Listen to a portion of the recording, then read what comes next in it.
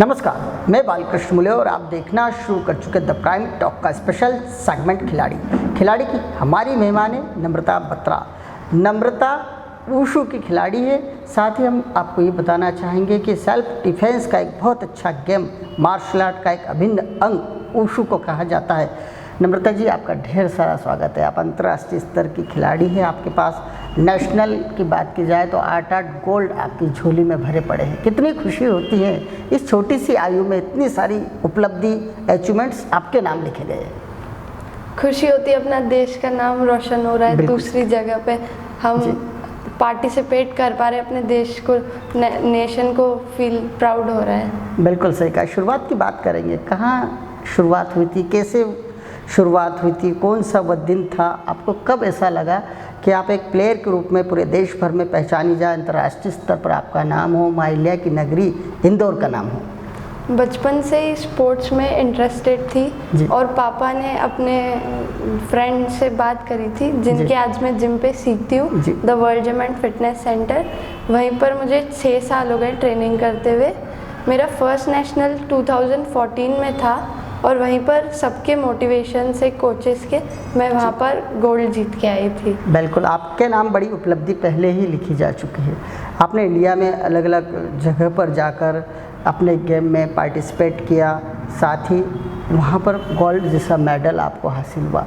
जब आप अपने बारे में बताती है तो आपको ऐसा नहीं लगता है कि जिन लोगों ने आपको आगे बढ़ाया है, भले ही पापा की सीख हो या फिर गोल्ड जिम या जिस भी जिम में आप जा रही हो, वहाँ के ट्रेनर्स हो, सीनियर्स हो, उन लोगों ने आपको आगे बढ़ाया, उनके नाम सहित आप अपनी बात रख सकती है। पापा का नाम बताइए, आपके ट्रेनर्स का नाम बताइए, जिन लोगों के मार्गदर्शन में आप आगे बढ़ रही है, लगातार नाम कमा रही है, उनका नाम लीजिए। पहले तो मैं अपने पापा का कहना चाहूँगी कि मेरे पापा मिस्टर संजय बत्रा, जिन्होंने मुझे मोटिवेट किया कि एक लड़की होने के बावजूद भी मैं गेम में आगे बढ़ सकती हूँ। और इधर मेरे साथ दंगल जैसा केस हो गया कि पापा ने मुझे मोटिवेट किया ताकि मैं फिटनेस की तरफ आगे बढ़ूँ और गेम में भी पापा को और देश को मेडल जीत के ला कर दूँ।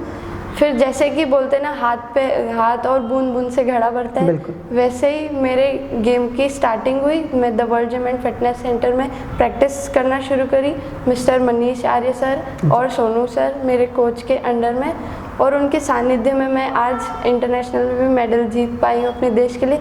और मैं आगे भी यही कोशिश करूँगी कि मैं अपने तिरंगा फहरा सकूँ।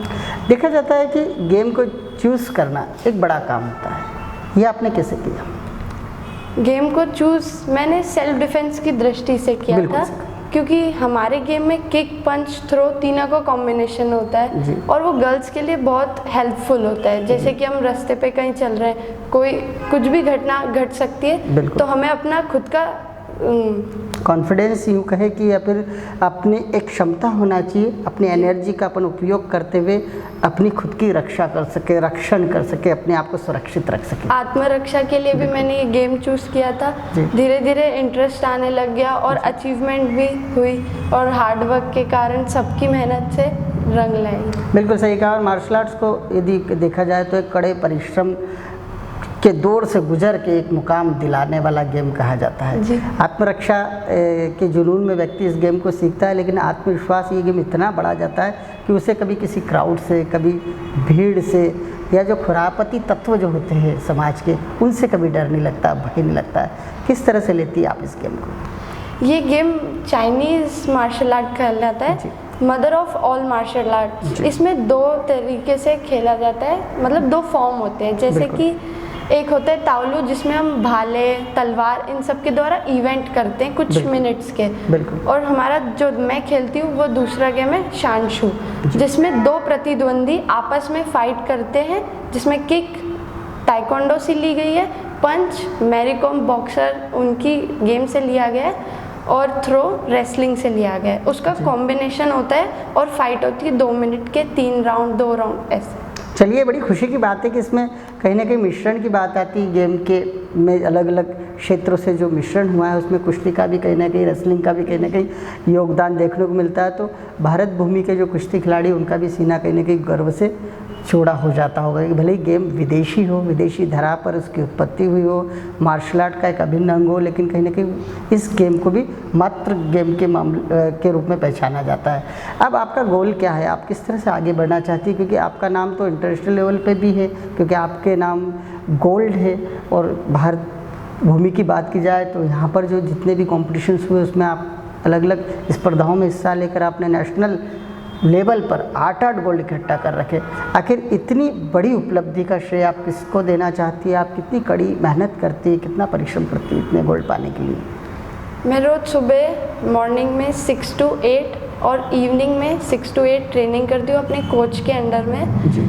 जैसे कि गेम में आने के बाद कभी कभी बॉडी पेन होता है या मन नहीं करता ट्रेनिंग नहीं करना आज, तब हमारे कोच हमें मोटिवेट करते हैं कि नहीं, धीरे धीरे हैबिट होगी आपको, और डाइट भी अच्छी लो, रिकवरी होनी चाहिए बॉडी की, प्रॉपर रेस्ट करना चाहिए। जैसे आजकल के बच्चे मोबाइल यूज़ करते हैं तो उसमें रेस्ट नहीं ले पाते प्रॉपर, इसलिए ये सब काम करना चाहिए। बड़ी खूबसूरती के साथ में नम्रता आप गेम के बारे में बता रही है, काफ़ी अच्छे से बता रही है, बड़ी विस्तृत जानकारी दे रही है, क्योंकि आपकी जो ख्याति है वो नेशनल के साथ साथ इंटरनेशनल लेवल पर भी देखी जा रही है। आप चाहती है कि भारतीय लड़की, खासतौर से मध्य प्रदेश की लड़कियां इस गेम में आए, इंदौर शहर की लड़कियां इस गेम में आए और बड़े व्यापक पैमाने पर स्पर्धाएं आयोजित हो, जिससे ज़्यादा से ज़्यादा गोल्ड आपके नाम हो सके। क्या सोचती है गेम को लेकर, क्योंकि गेम में आप इतनी आगे तक जा चुकी हैं, क्योंकि अब ये चिंतन का भी वक्त है कि इस गेम को कितना आगे बढ़ाया जा सके? मैं खासकर पेरेंट्स को बोलना चाहूँगी कि जैसे एजुकेशन इम्पॉर्टेंट है हमारे लिए, वैसे ही स्पोर्ट्स भी इम्पॉर्टेंट है। जैसे साइकिल के 2 पहिए होते हैं, जहाँ पे स्पोर्ट्स और एजुकेशन दोनों को लेना चाहिए। आजकल के पेरेंट्स बस एजुकेशन पे लगे रहते हैं, पर स्पोर्ट्स भी अच्छा एक सोर्स है जिसमें कि एमपी गवर्नमेंट भी बहुत सपोर्ट करती है, स्कॉलरशिप्स देती है, ऐसा स्कॉलरशिप्स देती है और अवार्ड्स देती है, एकलव्य अवार्ड, विक्रम अवार्ड, जैसे कि बच्चों को फिजिकली, मेंटली और फाइनेंशियली भी सपोर्ट मिले और वो आगे खेलें और देश के लिए मेडल जीतें। आपके नाम भी मध्य प्रदेश सरकार ने एक अवार्ड किया है, कब वो अवार्ड आपको दिया गया था, किन परिस्थितियों में दिया गया और कौन कौन से अचीवमेंट्स थे जिसके बिहाफ पर आपको एकलव्य अवार्ड से सम्मानित किया गया था? गेम के कुछ पॉइंट्स होते हैं, जिसके हाईएस्ट पॉइंट होते हैं उसे अवार्ड मिला जाता है। मुझे 2018 में जूनियर वर्ग के उसमें अवार्ड मिला था, एकलव्य पुरस्कार। कहीं ना कहीं एकलव्य पुरस्कार विजेता है नम्रता, और लगातार उनका सुलझा हुआ व्यक्तित्व एक गेम के कारण ही दिख रहा है। मेरी जहाँ तक सोच है मैं ऐसा मानता हूँ। आप एजुकेशन के क्षेत्र में किस तरह से काम कर रही है, किस तरह से पढ़ाई कर रही है और क्या गोल है आपकी ज़िंदगी का? 12th में मेरे मम्मी को लगता था कि मैं पढ़ाई कम करती हूँ तो शायद तक मेरे स्कोर कम हो, पर गेम के साथ साथ मैंने अपनी पढ़ाई पर भी ध्यान दिया ताकि आगे आने वाले कंपटीशन में मुझे घर वाले मना न करें जाने से, और मेरे 12th में 85% बने। बहुत शानदार मार्क्स लिए। फिर उसके बाद मैंने थोड़ा सा साइंस को छोड़ते हुए कॉमर्स की तरफ ध्यान दिया ताकि गेम में आगे बढ़ पाऊँ, और फिर बीकॉम ऑनर्स से मैं 3rd ईयर में हूँ अभी। बिल्कुल सही कहा आपने, और कहीं ना कहीं आपको तो ढेर सारी शुभकामनाएं मिलना चाहिए जिस तरह से आपका 12th का रिजल्ट रहा, क्योंकि ये देखा जाता है कि जो भी एक खिलाड़ी होता है, खासतौर से भारतीय खिलाड़ी की बात करना चाहेंगे हम, तो वो जब गेम खेलता है तो एजुकेशन को उतना वक्त नहीं दे पाता, उसके नंबर को लेकर तो कई बार चर्चा ही नहीं होती है। लेकिन जिस तरह से आपने बताया कि आपको 85% मार्क्स 12th जैसी कठिन एग्ज़ाम के दौरान मिले और आपने सिद्ध किया कि आप एक अच्छी खिलाड़ी होने के साथ साथ एक पढ़ाकू लड़की बतौर भी पहचानी जाए। अब ये उम्र है आपकी जब आपका एक लक्ष्य भी तय हो चुका होगा, आप क्या बनना है अपने जीवन में? मुझे अपने देश को ऊंचाइयों तक पहुंचाना है। मैं फौजियों की तरह लड़ तो नहीं सकती हूँ, लेकिन अपने देश का नाम मेडल लेके ज़रूर ऊंचा कर सकती हूँ। इसलिए मेरा यही गोल है कि मैं देश को एशियन गेम्स, नेशनल गेम्स और बहुत सारे इंटरनेशनल प्लेटफॉर्म पे रिप्रेजेंट करूं, अपना बेस्ट परफॉर्मेंस दूं। बिल्कुल सही कहा आपने, और द प्राइम टॉक स्पेशल की तरफ से, खिलाड़ी प्रोग्राम की तरफ से आपको ढेर सारी शुभकामनाएं। आप जो जो गोल तय अपनी ज़िंदगी में कर चुके हैं वो हमेशा पाते चले जाए और आगे बढ़ती चले जाए, देश का नाम दुनिया भर में रोशन करे। आपने हमसे चर्चा की, द प्राइम टॉक के स्पेशल सेगमेंट खिलाड़ी का हिस्सा बनी, इसके लिए बहुत बहुत धन्यवाद। Thank you.